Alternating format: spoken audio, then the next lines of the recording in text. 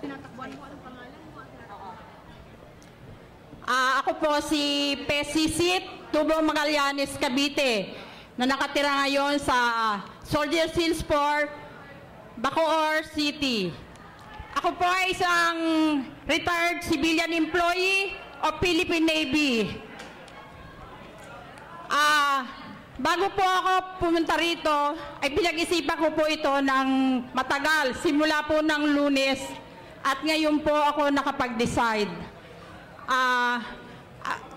Ako po ay, kung ako po ay mapipili ng COMELEC na maging kandidato as President ng Pilipinas, ito po ang aking plataforma.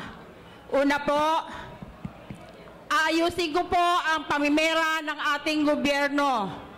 At ang pangalawa naman po ay pag-aaralan natin ang benepisyo ng ating mga empleyado dahil ang sweldo po nila ay stagnant na, matagal na panahon na.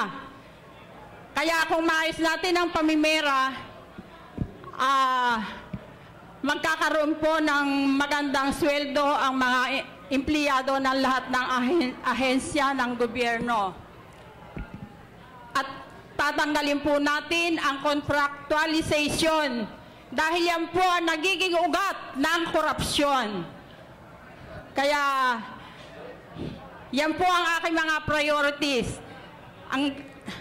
Ang dapat po lamang ay gawa, hindi po salita.